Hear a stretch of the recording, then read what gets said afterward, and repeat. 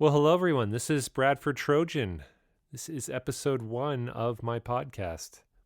Working title Bradford Trojan and Friends, because I am planning on speaking with all of my friends, everybody that I know, and then more people that will become friends.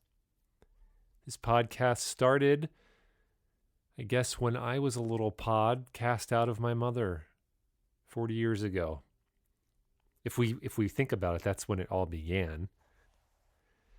Even though the technology wasn't available at the time, it is now. So I'm using it. I'm recording this at home, mainly in the closet.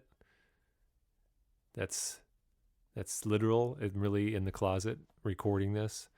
It's better sound, just soaks up the sound, all the clothing and the foam. I have a real big thing for medical grade foam. Medical grade foam is very comfortable, so you can add it to your bedding. You can accessorize your bedding with it. It's great for travel. It's really fun to use, nice and soft. There was once when I was actually driving downtown here in Tucson, and I saw a truck that said medical grade foam on it, and I chased it for a little while. I just followed it for like half a mile. I wanted to see where it was going. Maybe some of it was going to fall out of the truck and I could grab it up. Today I'm speaking with my oldest friend on the planet. We've both been friends since we were babies. Our fathers were best friends, so that's kind of like a multi-generational friend thing that you got going on. And our moms are best friends. It's great. It's just a lot of friend times. A good way to start this podcast. Working title, Bradford Trojan and Friends. Keeping with the friend thing. It's a very friendly environment we're trying to create.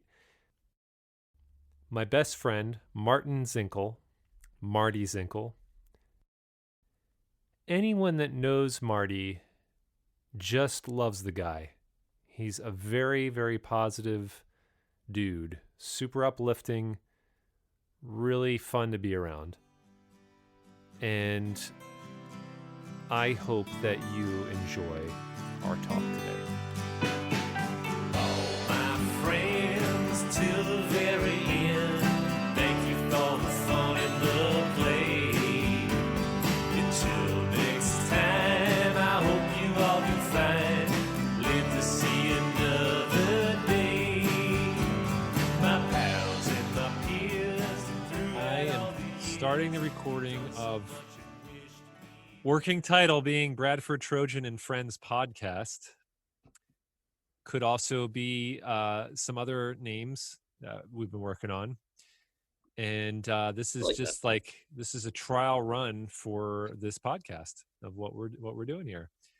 I am host with the most. I'm Bradford Trojan. And who do I have with me today? I have my longest, I think my oldest friend on this planet. I mean, my parents are friends. I consider them very good friends. But Marty Zinkel, we've known each other since we were babies. Yeah, since my earliest memories. Earliest memories. World in this dimension. Yeah. Yep. That's it. In this reality, in this matrix, this specific matrix right here. Right. This time around. Yes, this time around we've known each other as the humans that we are right now. Yeah. Could have been before, who knows? Maybe my name was Marty and your name was Bradford. That's a possibility in a split side universe. Yeah, exactly. Exactly. So well, it's been great knowing you the whole time, man, I have to say. Yeah, it's amazing. It's amazing. It's like, I was telling somebody about this, trying to start this podcast and tell them having my buddy on. And when it really hit me, like, wow, this person I've known for 40 years, that's a long time. There's not a lot of people that I can say that about. There's some that go back as far as elementary school. I've known them, we're friendly, but we're not like in touch all the time. and you and I have just gone this long. So I find that really, really cool. And, um, I'm proud of that. It feels really good. Yeah, man. It's just one of those things. Sometimes you click with people, and luckily we clicked pretty early on. I Yes. think we, you know, have a similar sense of humor, and maybe our parents had a similar sense of humor, and that it's kind of like a lot of laughter seemed to be happening whenever our Yes. got together. Yes. This is also something that's interesting, that our fathers were both friends in college at Westchester University, Pennsylvania. And, so it's like we have a multi-generation friendship here, goes back. So that's, So it's just in our genes. You can't really help it. It's kind of like riding a wave, man. Just you, catch the wave. Just keep on rolling. you just roll. You just got to roll with it, man. Got to roll with it. Even if the water's not near you, you're still riding the tides, right? The moon is out. That's right. It's almost a full moon tonight, tomorrow, and we It's just got to cool again. ride the tides. Ride the tides. I am currently in Tucson, Oh, Arizona. I'm in Tucson, Arizona, in the desert. It's real hot, still hot. what's the Uh, temperature? where are you right now? I'm in Mount Holly, New Jersey, Mount Holly. where the Yeah. temperature's taking a turn with fall season towards the equinox temperatures. Oh gosh, I About missed that. 70 ish. No, no, that's not fair. Jesus. You know what it is? It's yesterday. Today it's going to be 100. Oh, Yikes. I'm in Ouch. those days. Early I summer mean, or you just early burn release. yourself. You can burn yourself when you're burning yourself on the surfaces of things outside. That's just not a good sign. I feel like that's not where we want to be Yeah, living. you can't go So, outside without starting to cook yourself. yeah, I mean, you slowly are cooking yourself. You're in a slow cooker. If you were just outside, if it maintained that 100 degrees Mm-hmm. consistently through the day and night, over a few days, you would just be cooked. You would literally be like a fully cooked Slow cook bird. yourself. You Yeah. just you do a slow cook. Yes. Yeah. Slow cooker. A nice slow cooker. Um, but yeah, regardless, it's hot. I miss the fall. I miss the fall weather. I'm hearing from everyone back east. It's beautiful. We were just there. We drove across the country with our little one and went all the way back to visit. So I got to spend a lot of time with you in person for a couple months, which was awesome. That was just like so happy. I miss it there. Yeah, man, it Um, was a good time. Really, also, glad you were able to come out. yeah, yeah, me too. Me too. I'm Chance to hang out with the Bradford for more than just a couple days here and there. A yeah. nice, solid time period. Yeah, it's what I noticed was so great with you, with some other people that I was seeing. It was like because of the pandemic, people had way more time to hang out, and it felt like more quality time. Unfortunately, that meant that some people have, there's a lot of transitions happening with jobs and housing and this and that, and so um, it still allowed me though to hang out with people more, and I was grateful for that. So it's been really nice to have that during this time, just kind of connecting with people and a little bit more than we would like, before pandemic. We were kind of moving around faster and going from here to there. And this is just giving us more a chance to be able to really connect, because I feel like we really need that. We really need to be connecting with our fellow man right now in this way that, we have kind of taken for granted, or we haven't had the chance to as well. So we have to kind of do extra special steps to make that happen. Yeah, it really makes you like the whole, lockdown situation really made you kind of like sit there and examine your relationships in life to yourself and other people. Yeah. Yeah, give you a chance to kind of get into it a little bit more. I know it did for me. Yes. Yes. Yeah, exactly.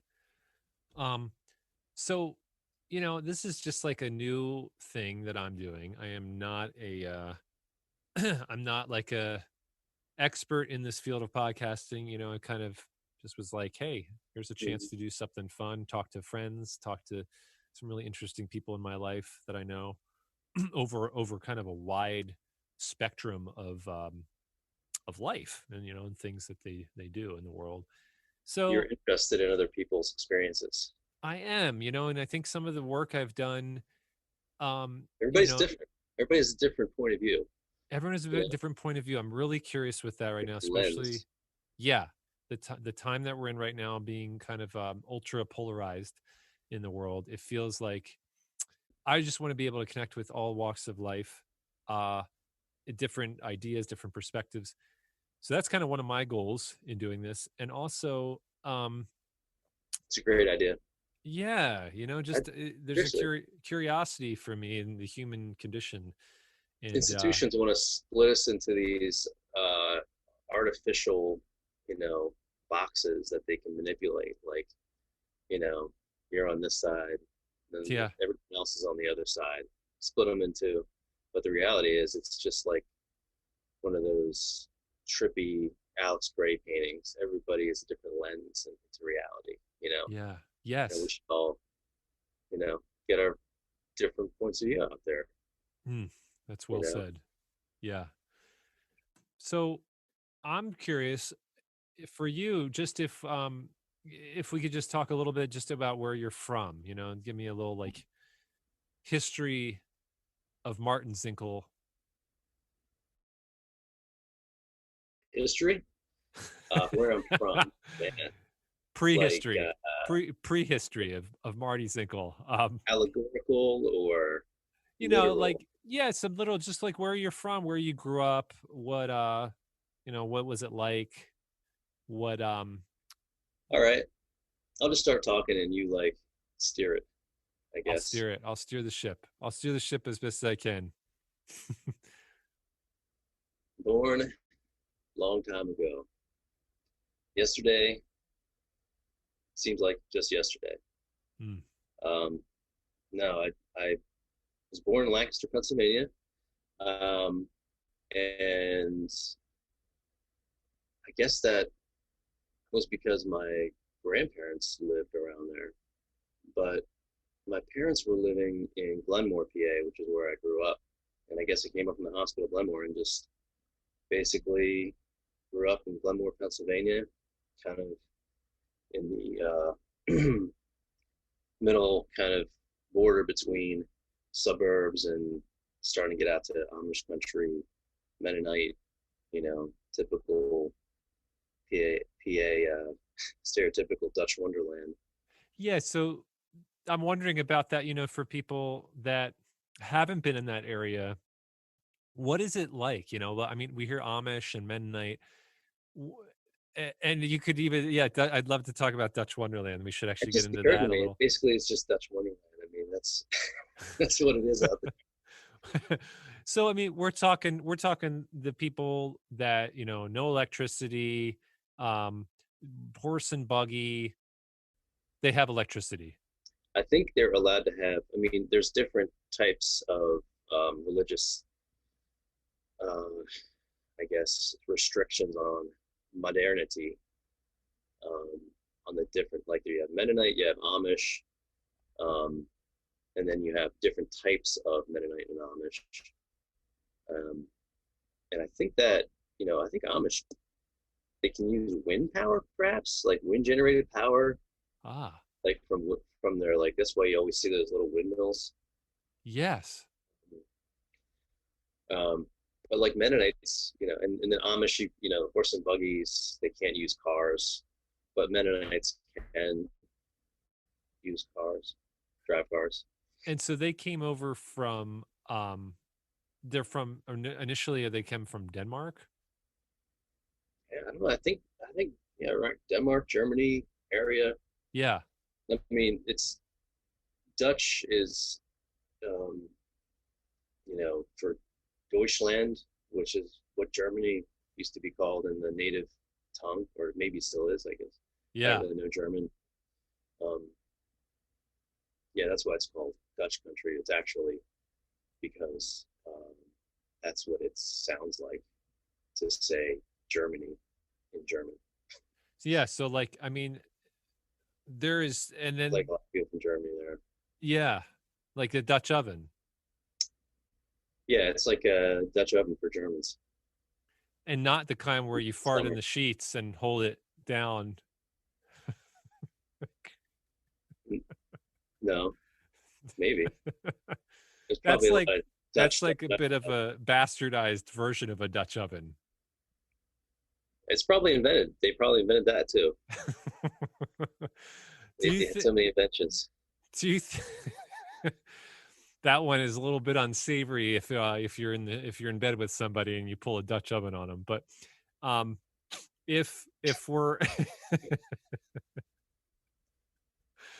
I digress. I I know, digress. too. If we, I've been in that area, so it's fascinating. You just have a very slower pace of life, um, more handmade items, more, the Mennonites being like really amazing woodworkers.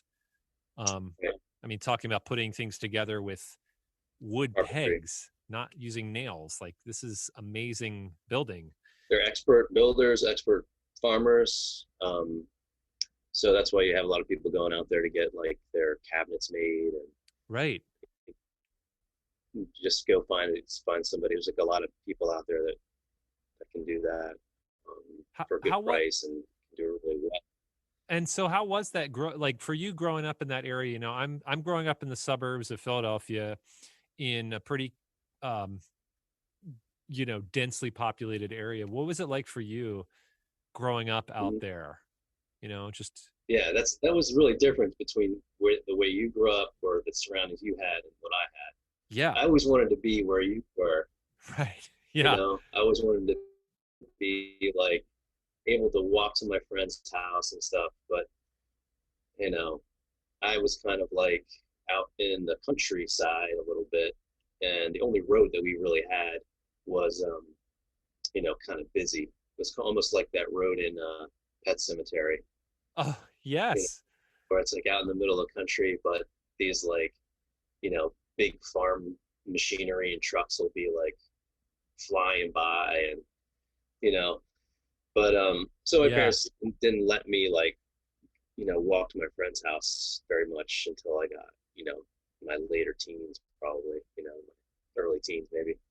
Yeah, and But I felt kind of vice versa. Like I wanted to be out in the country more, and it was always just so nice to go back and forth and have that mhm. ability Yeah, for us to kind of go from house to house and play, yeah, it's cool to get your experience, and then you can come out to my place and just, you know, get lost in the woods and, fall in the pond, Yeah.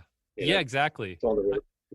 I mean, it's a pretty drastic change within an hour. You're in suburbs of Jersey to like countryside of PA.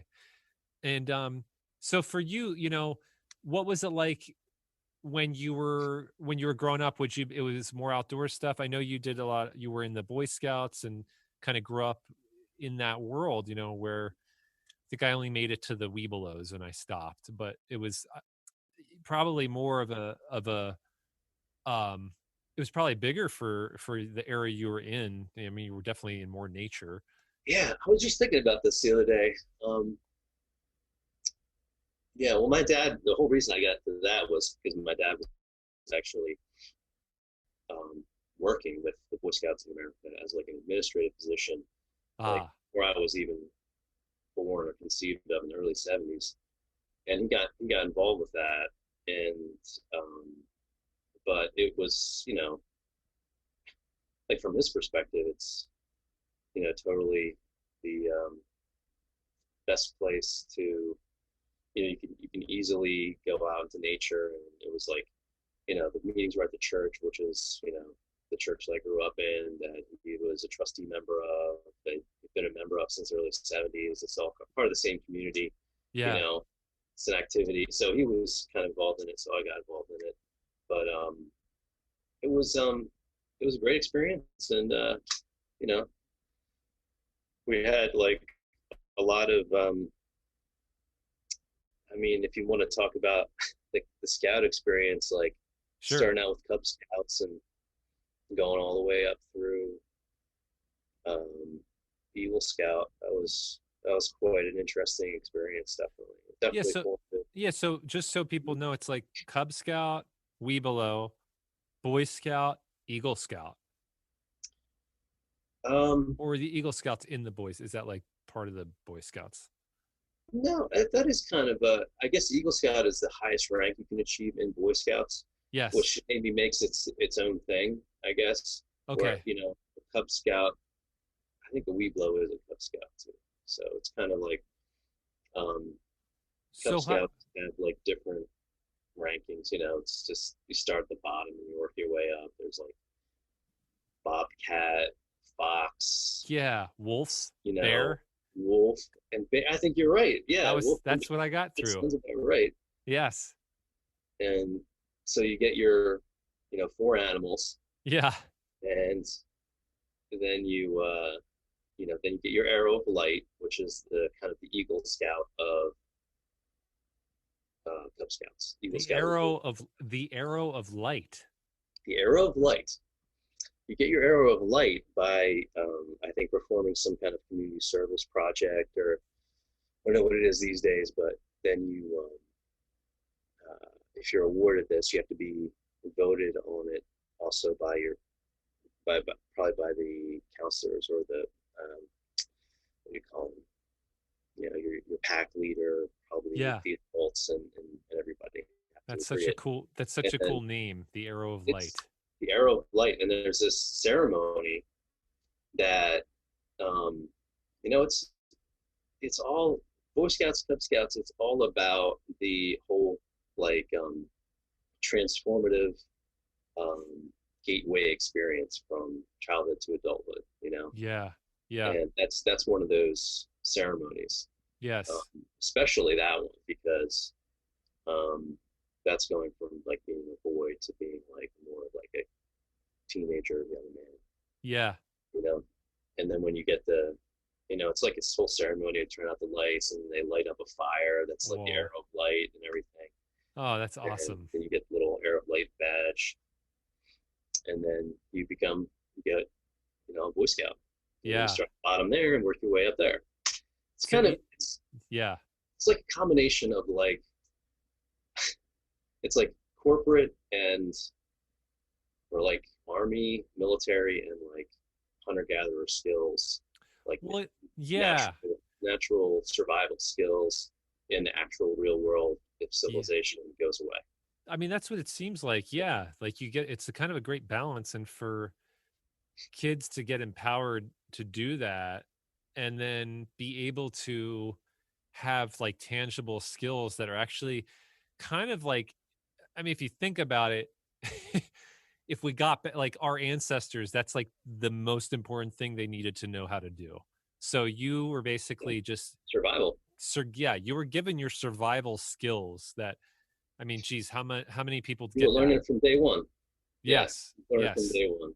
yeah, like very just simple things that we don't get anymore. We don't get taught. They don't teach us in school, and kids just don't have to Right. learn these things anymore. So it's something to connect us to the past that is so invaluable, especially if something were to happen and we get reset. We have to know these things. Yeah.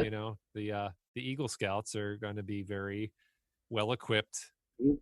to know what to do. Yeah. I mean, it's like nature bathing. If you've heard of that term recently, people are Yes. polarizing. It's just basically the idea of going into nature to, somehow get more connected to the world around you and more calm inside yourself. And I think, learning how to do those things and just hiking and walking in the woods, learning how to start a fire, like learning how to identify plants, Yeah. that's just connects you to, um, I think, a more satisfying way of being as a human being. You Yeah. know, Yeah. That's so good. It's so teach true. people Yeah, the more we're disconnected from the earth in that way, it's just you could see a lot of neuroses and mental disorders that seem to kind of stem from a lot of that, just being really cut off from the cycles of nature. So, Yeah, anything that's connecting us like that is great. Yeah, the nature bathing. I guess in Japanese, there's this thing called forest bathing, which is, I think, very similar. You just go up and you just start uh, taking. Oh, hold on one sec. Pausing. all right. So we're Japanese forest bathing, basically same thing. You're just going up. You're just trying to pull in Mm-hmm. the natural world around you, the energy around you, and let it just wash through you. Wash through anything that's been you know maybe not as natural, connected naturally, all the Wi-Fi we're in and stuff and whatnot, Yeah, electronics we're bombarded by. So what do you have in there? I hear you're snacking on something. chomping away. Um, I'm just eating an avocado real quick because I started getting the jitters. From what? Probably the espresso I've been drinking. There it is, the espresso. Yes. Not the interview. Let's just make sure people know it's not the interview, it's the espresso. And so the avocado is balancing out some of that nice fat that is going to anchor that caffeine into you and help you have a nice smooth transition Smooth from it the out. case of the jitters. Mm-hmm. um, yeah, so hearing about your experience is just so great. It's like it sounds so nice to be able to go out into the world like that, into nature, and have these skills, coming into the rest of your life. So I know that you went from where you were in Glenmore and then went to college at Penn State. That was out kind of more central PA. Yeah, Penn State. Yeah, yeah, we're going through all the locations that I've lived at. Yeah. I've done that with my girlfriend Olivia Yes. And recently. so you went to I know you went to school there for film, and Um, you started right, working in some State film. College. Went At straight to State, State College. yeah, Stayed there for 4 years. Got a degree in straight to film video. straight to state. Straight to State. I'm going straight to State. I'm It's the going first time straight to I've ever said state, that. mom and dad. I'm going straight to state, mom and dad. You can't stop me because I'm going straight to state. Can't stop me because I'm going straight to State. You went there and you went That for should be I was trying to channel Beach Boys. oh yeah, that was like a Beach Boys version, going straight to state. Kind of like it's like maybe like a sequel to Be True to Your School. Yeah, exactly. That's the Like sequel. an 80s version of Be True to Your School we could write. So you went there, and was it so tell me about that. Like, you going to for film and some of this film stuff you worked on as you were there and coming out of school. It's a giant student factory at University Park in State College, Pennsylvania. Penn State University Just had something churning like out graduates. 80,000 students, 80,000 students in the state of Pennsylvania. Oh, At the wow. time I was there, Whoa. the stadium held 100 about 105,000 people by the time I left. My God. And that was the Nittany Just for Lions. That was the Nittany Lions, right? State Nittany Lions. Go Cats. Go Nits. Yeah, Don't be a nitwit. don't be a nitwit. Don't don't be a Nittany wit. Don't Um, the Nittany Lions. But And- so it was quite an experience. It was like, yeah. um, the whole large university experience Yeah. was difficult, Yes. Yeah. difficult to navigate I bet. for an 18-year-old. Went there Yeah. straight to summer school. Yeah, I would be so overwhelmed Not going in sure. such a big school like that. That would be a lot. Yeah. You want to know about going to college, or you want to know about the location, the town? I mean, that was Um, even further out in the country, but that then was further out with so many way people. further in the middle Yeah. of Pennsylvania. in the middle of Kentucky. You got towns like Belfont. You got Bowlesburg, going down to Punxsutawney. Punxsutawney Phil, Yeah. the groundhog. Oh yeah, that was an all night. That was a late night, spur of the moment decision by some friends of mine, and Wow. I'll just hop in the car and went down to see Punxsutawney Phil. For the groundhog. What year was that? God, that was probably '98. I'm gonna say Oh, that's maybe crazy. Because my 78. birthday's Groundhog Day, and I remember I went out with my dad. We drove out. I think it was on my 17th birthday. So maybe Wow, it was a year later you went. might have been the next year. That's amazing. So cold. So So cold. cold. Just partying. There's People are going frost. nuts for that hog. I remember the frost on the overgrown grass out there, like in the Yeah. field. Oh, Once you get closer, it's just like a giant, like oh. festival. Like people have the shirts off, and people just drinking and going Yes. crazy, hanging out of trees. Exactly. Guys Yes. with top hats up on the stage, Yeah. It's below zero and people are barely like awake. half naked. It's insane. Mm-hmm. Those are Um, the days before coffee for me. It was just yes. Oof. And well, tell me this. You went for film and you started, yeah, I remember seeing your senior film when you came out of college. oh cool. Yeah, that's right. I played it for you guys. It was, oh Yeah. gosh, it was called Candy. What is it? Shoot. Candy. I want to hear what you thought it was called. It was Candy. I wanted to say Candy Stripper, but it's not that. It was something. It was. That's another friend of yours. What was it? What was it called? Um, it was called 6 p.m. Jesus, I was way off. I was way off, but Memorable. there is candy involved.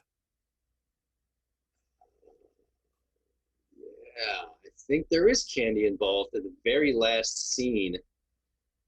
Um, Well, no one don't give away don't give away no spoilers here because people might. Is this available? Can you see this movie online? someone gives candy to another person. Let's say Yes. that's spoiling it. Okay. All right. But can people see this film? Is it out? Um, no one can see it unless they um, have a VHS player Dude, to get the video. I think it's time to get that thing transferred, man. I got a guy for you. I got a guy for you. He'll transfer it. We just did a bunch of video transfers when I was back east. He's in Delran. He's real Oh, close to you. that's right. You were going to give me that. Maybe you did. I don't know if you gave me that info, but I'll give it. I'll give it to you. I'll give it to you when we're done here because it's super cheap and that way you could get it and just pop it up online. It'd be great, in this day and age. We can. Infos. Yeah, I'm not going to say who it is on the show because there are no sponsors on the show yet because it's the first episode, so no one has any idea about it. And I'm not going to give free publicity to somebody. I need to see the Abraham Lincolns before I start naming names here, dropping promoting. And they're going to be rolling in. Let me tell you, they're going to be rolling in Hamiltons. if you get Lincoln, that light and a bunch of Lincoln logs. They're going to be feeling the Lincoln logs. So you have you're out there, you do your film, and then coming out of film school, basically, you started working with some. What did you do? What did you work on? Some of these films. okay. So yeah, in let's see, in my junior year, between junior and senior year of school at Penn State, in the summer of 1999, I just went into New York City, Manhattan, and I got an apartment with another film student friend. Courtney was his name. Aha. Can't remember his last name right now, but do you know his social security number? Um, yeah, I'll look that up and give it to you. Yeah, we need to tell While we're people that. recording. We'll definitely put that out on. So, yeah, we just split in this like closet apartment. Like I lived in a closet, he lived in the main room, and that summer, and I worked on a couple films, and as a PA, and just wanted to see what it was like to work on live film productions because that's what I was going to school for. Um, and yeah, so I just went to work on Girl Fight, which is the only one that I think was anybody would know. Um, it was the first movie that Michelle Rodriguez was ever in, or first thing she'd ever done. Um, she's an actress in Hollywood. She's been in the God, what are those car films with Vin Diesel and Fast and Furious. Fast and Furious? She's Oh, in that. she went to do those. Yeah, yeah, she Wow. wanted to do that. Um, but yeah, I mean, we were hanging out in the summer of '99 on the set of Girl Fight, and um, what's that town? Hoboken, New Jersey, or Yeah. Jersey City, perhaps. It was right there. And I would take uh, the train that goes under the water, whatever that's called, from from Manhattan to Hoboken. And Wow. the PATH train, maybe. Yeah, I think I so. take that every day, you know, for about a month, and that was cool, man. That was a quite experience. That was artistic. That was another coming of age experience, another transformative life experience. Definitely, it was like super hot. We were filming in this warehouse all summer. It was like this. It was the middle of the summer. It was like June, and we finished like the first week in July, I want to say, and it was like record heat in Oh, Manhattan. Um, oh, no air conditioning, by the way, in my apartment. oh. Just, man, And did like shower, and dank Jersey. yeah, then going to Dank, Jersey, waterfront warehousing, and closing everything up, and because of sound, you know, Yeah. covering doorways and anything that could even like have like a flow of air, just closing it down, and Yeah. then turning on all these lights, Oh, and then you would like turn on air conditioners and then turn them off as they were shooting and then turn them on back in, back on like during the downtime. And, you know, people on the upper floor, we had this warehouse with like two floors, and then on the upper floor they were building sets, and they had PAs up there telling them when they could hammer, when they had to stop hammering. Um, but working with this guy. I mean, I was just a production assistant. I worked my way up to camera assistant by the last day. I wow. was loading film in the camera that they used to shoot the Film footage. pre digital. It was all film, Yeah. no digital back then in 1999. Yes. Back in the year 1999, the previous century. Um, but that was yeah, that was cool. That was a really good experience, and the director of photography on that film, Patrick Cady, was somebody that you ended up working with just recently. Really strange. Yeah, that we had last year. I was on set for this show on CBS All Access called Interrogation. He was directing a bunch of the episodes. I think all the episodes, and he started talking about some old stories, some other film stuff he had done, and one thing in Philadelphia. And then I remember going after when I left New Mexico, it was in New Mexico, Albuquerque, and kind of going back and seeing what he had worked on, and I see Patrick Cady, one of his credits, cinematographer on Girl Fight, and so I reached out to him, hey, my buddy, worked on Girl Fight. He probably was so long ago, but he's like, oh yeah, I think I remember. He just probably has met so many people, but sounded like he remembered, and just funny, funny coincidence of all the people. Like, it's not like I've been in a ton of shows right now, but like just seeing that one connection there, it's like, yeah, it's ah, that had f-stops and on it that would correspond to basically the f-stops in the film cameras that we were using, and he would kind of use that and take a quick photograph once he had the lighting set up, just to see what it would look like um, on film. Wow.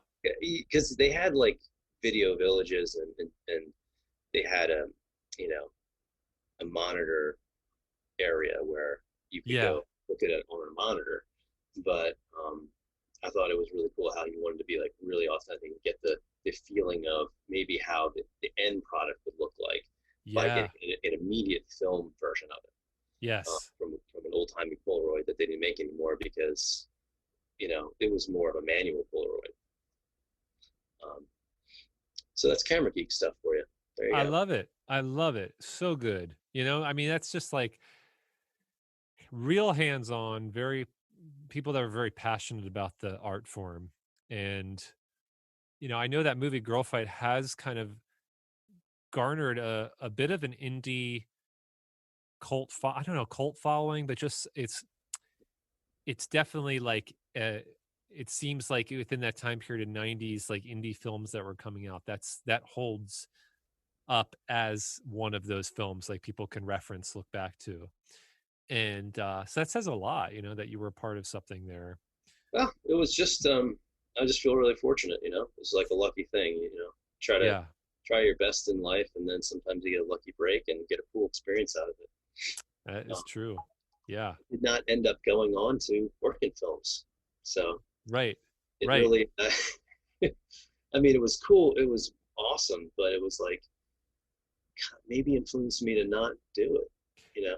I mean, But it's a pretty it I don't can know see, what you know, it it's a is. pretty intense lifestyle, you know, it can be very True. stressful.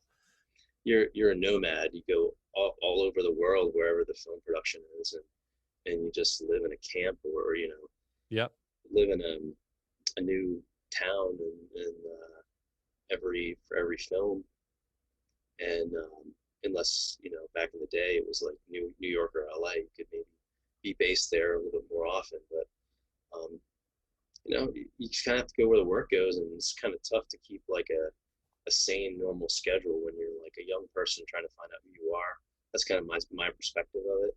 Yes. Um, of course, you would find out who you are if you go and live that lifestyle too. So maybe I should have done that. So I don't know. Well, you also what's the other one? You worked on another one after Girl Fight with Geraldo's Montel Williams. Montel Williams, not Geraldo. Yeah, Montel Williams. another talk show host. Yes. Yes. Montel Williams. Yeah, it was. Um, he basically, it was called this film called Little Pieces, and I don't really know what it was about. Honestly, it was kind of it was his wife was the star, so that Ah, kind of tells you about it. And but it was a full scale film production.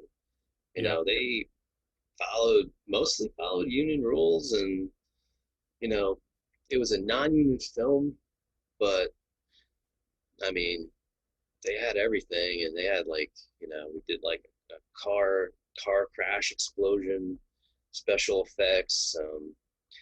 It was another kind of warehouse out in Queens that we shot a lot of stuff in. But you know, it was you know, I would just do like camera PA stuff, regular PA stuff. I would kind of do whatever they asked me to do. Go pick people up in the city and bring them out, actors and extras, um,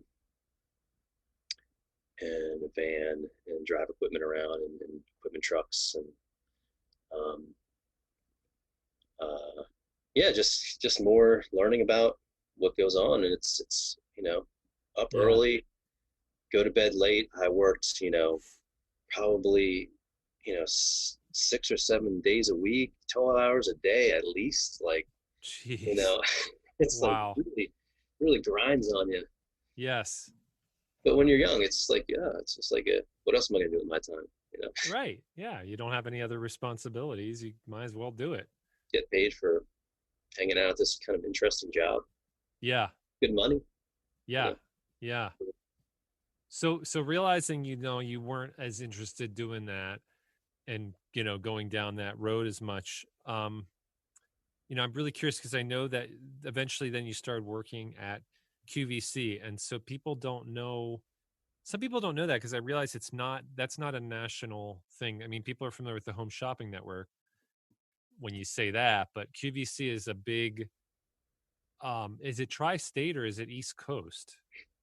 Well, it started in Westchester, Pennsylvania, um, at the location that I worked at. It's I guess they call it Studio Park. Yeah, Studio Park.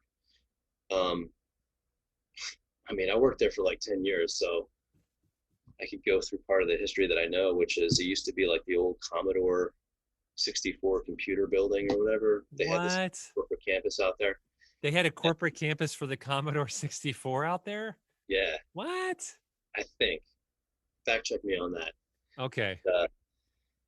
Anyway, they bought it from them in the 80s and started up, home. It's kind of like the Home Shopping Network, but it's QVC. It stands for Quality, Value, and Convenience. I And had no idea that's what it actually was. That's what it yeah. stood for. Wow. Um, so yeah, they just had like a by time they bought like a local television channel and broadcast it out and started from there, and then I guess bought up spaces on, cable providers. But now it's worldwide. I mean, they started their web presence, in the late '90s, and I did a lot of photography for the website and when it started out, and I was there during the transition from standard definition, square TVs to rectangle TVs and high Oh, definition, which was interesting from a technical, video point of view. Um, that was cool. But yeah, the QVC is a shopping network, and I don't know if you don't know what it is. I mean, it's check like it a out. People's got station. to check it out. They have to look it up They and see it. they sell you stuff. It's like those late night TV commercials. They Yeah. sell you knives, but it's 24/7, and now it's in all countries all over the world: Germany, Brazil, Whoa. Japan, you name it, and UK, and of course that's a website, and so you can watch TV and order stuff by calling in, or you can go to the website and order that same stuff. Um, A- And they so would it's be, just and the pumping and the products, man. yeah, and Pumping so products to the system. the people that would be there, like, what would you see when you would go in? Was it like people nonstop 24 Right, hours filming live? Because a lot of it's live, right? So, right.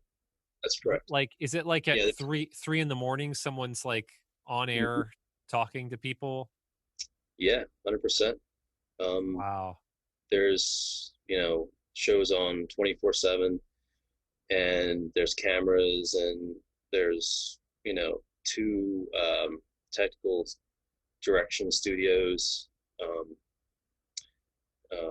just in case one goes down. There's a complete um, duplicate right next door.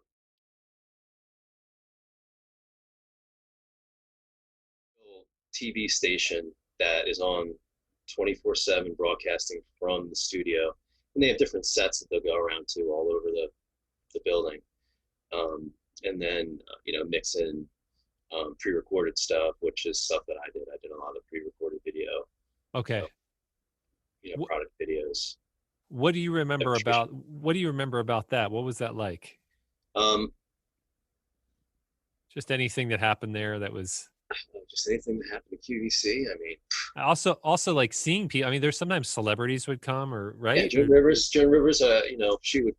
I worked in this studio, these two studios actually across the hall from each other, and celebrities would walk down the hallway going to and from set from time to time, and you get people like Joan Rivers, you know just walking very slowly down the hallway. She's about this tall, and then her husband was behind her, and then she had a dog, like a little Yorkshire Terrier that was like, just run. She just let her go loose in the hallway. Just like running around. She'd Dog, come in and dog she'd get all rivers. the jewelry, and she sold jewelry, I think. Yeah, pretty sure jewelry. Whoa.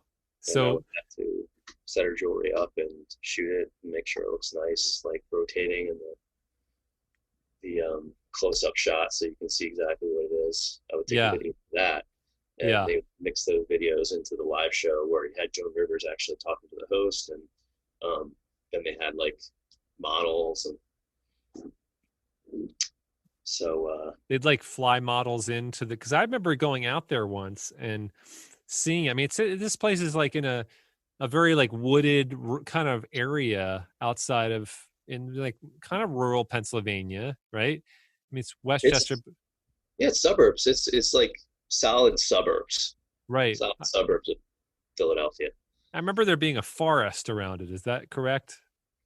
Yeah, well, it's right in Westchester, so there Westchester is kind of like, the last big town out there, but there's always forest around Westchester. So It's like people, it's in a wooded area. Yeah, and they'd be flying people in to come and do their thing on there's an airport. QVC. Yeah, it's actually right next to the airport, the Westchester Oh, Airport. oh, wow, got The it. first year I worked there, they had a Christmas party at the airport. That was really cool. What was that like? I mean, A lot of nog. yeah, there's a lot of nog, you know, drinking. I had an operation, I think, right before that, and I was still taking like Percocet or something. And then of course, there was alcohol there. Everybody's like, "Yeah, now's your chance, like, drink with your coworkers." It was the first time because I've only been working there for not even a year at that point. Oh my So I gosh. was just like, "Oh man, I got like really." I remember it's just getting really lightheaded and having a good time around the helicopters, and The helicopters I don't know, give me the keys. I'll fly. just have a beer, sit in the cockpit of a helicopter, What, so talk to you'd your colleagues. What you you doing would be, afterwards? yeah, Oh, go you on are. go on a little Yeah. Christmas flight and Yep. drunk Percocet copter ride. Get this baby in the air. What are That's we waiting for? great. um and you you you work there nights, right? You'd go in and work the night. Yep. Working the 4 to 2 shift. And that's when I started really hanging out with you a lot more because I came back from college, Yes. living in Westchester, working at QVC in Westchester, where you were going to college at Westchester University, Yep. First year like our college. parents did. And but yeah, um, that was what were you asking? Forgot. The I answered it.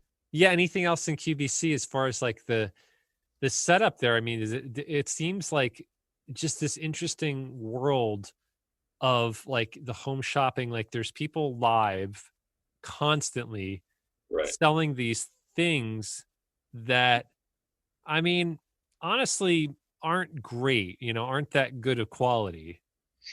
Um, Or yeah, or is like that true? Or is it that people just want to most. talk to someone live and it's almost like it's fun to like they just, what do you what's your take on it? I think the psychology of it is probably like that. It's like, oh well, this product must be good because there's an actual person talking about it for a couple minutes and going, "Wow, isn't this great? Look at how easy this is. Oh, I didn't know that. Wow, you can do both of those things in this one product. I can't believe it." Like, Yes. what a deal. Today's special value was, the thing every day. They'd Yeah. have a new product that was like at an incredibly, unbelievably discounted rate, and they would like push it to TSV, today's special value. Today's special value. You know, I mean, they were personally, the hosts were always these extra personalities. They always like were, David Venable, Rick Domeyer. Um, it's just like Billy Mays. He I don't know if he ever was on QVC, but he used to sell. What did Billy Mays used to sell? Is that a baseball player? No, no, that's Willie Mays. Oh, But geez.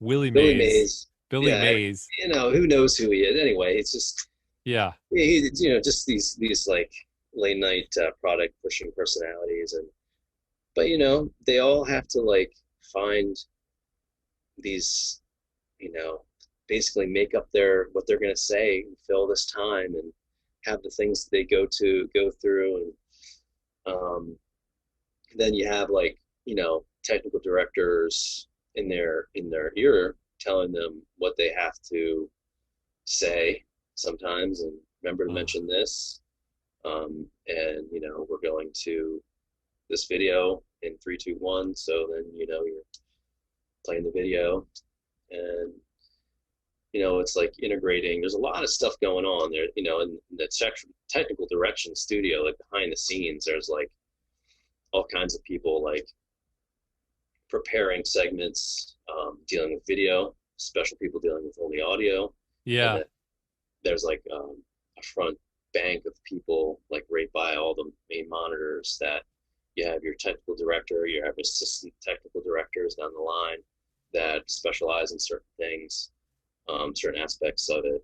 I think you have like camera director, maybe Yeah. sometimes, and you Lo- have a- remote cameras that people are controlling up from the control room, and then you have some that are like more manual, that somebody's down on a jib in the actual studio. I used to do that, with the thing that's like on a long yeah. arm, swoops around and stuff. And Dude, that's a lot of moving parts for it that. is, They must be making a pretty good deal. you would think. I mean, they have how many products they have to sell to keep this whole thing going. Yeah. It's quite a feat of, you know, and the production studio is just a small part of that. Well, not small, but it's maybe 1/3 or a quarter of the whole building, whole complex out there. Jeez. You got a cafeteria, you got your HR offices, you got your administrative offices, you got warehouses, bringing Yeah. in products. And there was a deer one time. Do you remember that, when there was a deer that, like, because the whole building is made of like these glass windows, like on Oh, the outside, a deer just like went right through the lobby and went to the plate glass window and was like running around and somehow got to the cafeteria. I remember one day coming in, there's always something during that time. I'd just be rolling in there, like barely getting in there at 4 o'clock, maybe 4:05, swiping in, and then there's blood all over and glass everywhere. What's going on? Like, you know, I was there during 9/11. oh, Like, well, the country's being attacked. Should we, shut down? Like, GBC never shuts down. I guess we have to do it. We're gonna, it was a big deal. what were Everybody I? go home. All What were right, they? What were shut they it down. selling? What were they selling when the planes hit? I'm gonna guess they were probably selling Susan Graver um, clothes, activewear. Oh God, that's so Lori Grenier, fast, everybody knows her now. Lori Grenier, fascinating, and Shark Tank. sad. Oh, I used to work with Lori Grenier all the time. It's bizarre. I was just watching Shark Tank the other day, yeah, seeing her as like this kind of like stern, dour, like female Donald Trump personality. When I knew her, like working backstage at QVC, she was like the most bubbly, like cheerful, like, oh, how are you doing? Look, so happy to see you. Oh, my husband's bringing in the products. I'll be here in just a minute. And she was like so conscientious and like oh my gosh. real like Midwestern Minnesota type, like friendly. And now she's a shark. Now she's with the Sharks. Oh, that's fat. I had Show no you, it's idea. all it's all TV and creating these characters and stuff. Right. but it's fascinating. I mean, it's like so strange to be in that and see somebody go into that world who is, obviously pretty different. Or maybe she has to act that way on Shark Tank. Who knows? That's maybe Yeah, she's they probably assigned her to act like that. yeah, right. I mean, because there's producers on all these shows, the reality shows that are steering people towards acting certain ways and kind of molding them. It's not just pure spontaneous action or emotion that's happening on a lot of those. Much to the chagrin of some reality show enthusiasts and fans. Yeah, Definitely not totally not the real like deal. I always wonder how do those, I don't watch these shows very often, but I see commercials for like The Masked Singer and America's Got Talent and stuff like that. Like, how much of their comments and things are scripted and how much leeway do they have to make things up on the spot? You know, It's that fascinating. I mean, I wonder too. Maybe it's a similar thing with the earpiece, like you said. Maybe they yeah, have a lot of those people, that are there and telling them what to say. feeding them lines and what to do and saying kind of, someone at the top that's just like, hey, let's steer this to this person's let's get them in, kind of like a Mulholland Drive deal where it's like you have the person, two people behind, that's feeding what to do, where there's just the guy at the top in the glass room with the midget and,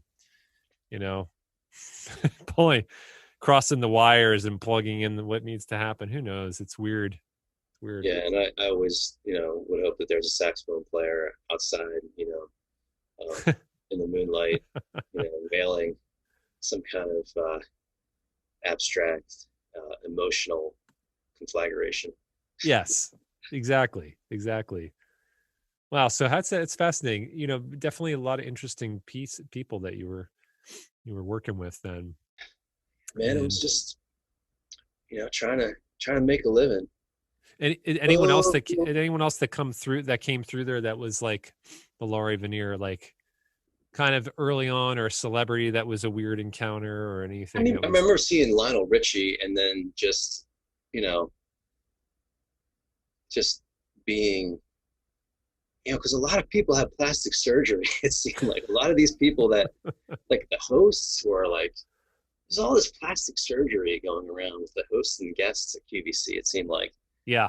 like, I remember Lionel Richie from back in the day, and then I see him up close and personal, and he's about my size or a little bit smaller, which I was always a bigger person, but his face was definitely like shaved down somewhere and stretched out in other places. Wow, that's really Lionel Richie? Like, all right. Is that really you? Is that really Really you? you, Or Lionel? you wearing a mask? Is It's that really you, Lionel, or is that just a I was just speaking with a friend about this, how like, and then you don't really see like what the their person's expressions? doing. Yeah, their expressions. You don't know. You're like, everything's pulled back and like kind of numbed and deadened and like Yeah, stretched. And then you're like, are you angry with me, or are you sad, or are you happy? I don't know what you're doing. I right. can't read your expressions. Like, this is Oh my God. confusing. You're like, is Lionel Richie going to kill me? Or has he just been tucked and stretched so much? Yeah, it's crazy. There's this show that we were watching, that, what's it called? Like 90 Day Fiance before the 90 days, I think it's called. And there's this woman on there, and I feel so sorry for her because she was actually relatively attractive before her plastic surgery, but you know, she basically looks like a human garbage pail kid right now. And her lips are all like exploded out, and her face is like stretched in weird, directions, Oh and boy. then and then she yells a lot, which makes her just like, More monstrous. you know, so, so Oh, it's so scary. So scary. But just get that angle right on the TV camera. They look fairly normal, passable. I mean, it's weird. Sell product. Yeah. I mean, it's a weird. It's weird. You can't connect with those people, and then it's just it's like a new breed of person. I mean, I very much think of it like L.A., Yeah, Phoenix, these kind of places that are just cyborg. yeah, yeah, yeah. It's strange. It's really, I remember spending some time going up to Phoenix more for a while and Hmm. actually seeing plastic surgery centers. Like, not that was brand new. Like kind of a wake up call, like how different Tucson is from Phoenix, and seeing plastic surgery buildings. I'm like, wow, there is so much of a need for this and so much of a presence here that it actually they have their buildings like out. You see them. They're around, They're advertising and yeah, something a little scary about that. But, hey, It's like technology, man. It's like any kind of new product that they can sell or service that uses a device or something. It's like, ooh, hey, yeah, that gets promoted, yeah, and there's an incentive to put that out there. I guess yeah, we'll pay for it, yeah, exactly. but not a good idea necessarily. Right. I don't Right. know. Like things are kind of have been good the way they've been for a reason and not always And really the best use of time or resources, you know. yeah, I shouldn't, I shouldn't judge. Maybe I'll get to be 90 years old and I want to stretch out my face too. Yeah, that's true. Maybe we're going to stretch out our faces. We're going to get Botox shots and Tighten it up.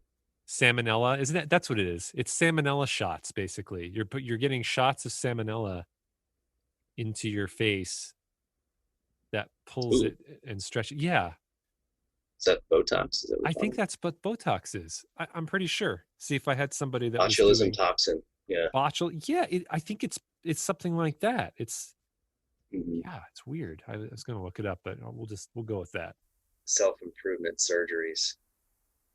Self improvement surgeries. Yes, Self-improvement surgeries. Think that about that. SIS. Yeah. Put the work in. It's Get yourself to the surgeon. Have them cut into you. Have them, make the alterations that need to be made. And that's how you improve yourself. You walk out, you're all stitched up, you heal up just fine in a few weeks.